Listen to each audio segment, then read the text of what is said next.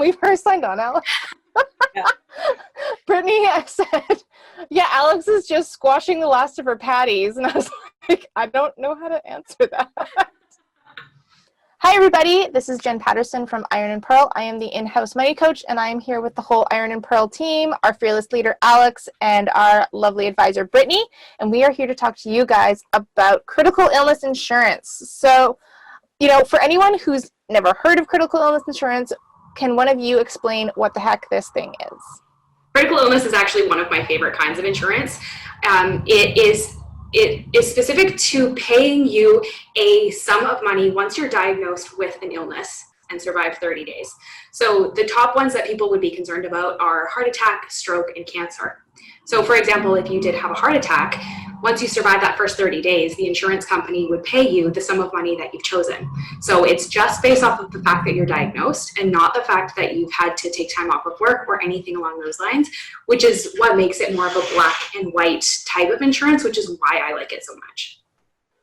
It's often really confused with disability insurance. So one of the top questions I get is, well, I already have disability insurance through work, like LTD, or an individual disability insurance policy. So the difference between critical illness insurance and disability insurance is that disability insurance pays you a monthly income as long as you're disabled.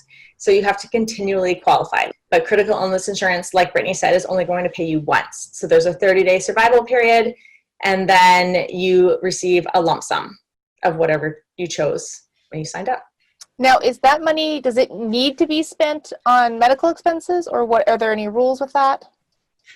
So that's one of the nice parts about it, is that the money is just given to you tax-free as long as you qualify for it. It doesn't have to be used for anything in specific. Here on the island, we have the BC Cancer Agency, and a lot of people that I've spoken to who have gone through cancer treatments, there are a lot of things that are not covered. So just comfort items like pillows, or someone was explaining like he had throat cancer, and so there was like a special numbing throat spray that he had to buy, and that wasn't covered by insurance. So he paid out of pocket for that. He had to sleep sitting up, so he had to buy a special chair and some special pillows. And then when he was all finished his treatments, him and his family went away because they had young children, and it had been a really rough go for his young kids. How does it work? So if I came to you and said, okay, it's time for me to buy some critical illness insurance, what's next? Yeah, good question. So one of the things that we look at is, how much do you need? So one thing that I look at when there are, two people and some kids, for example, is if I suffered a critical illness and couldn't work, does my spouse need to take time off work as well?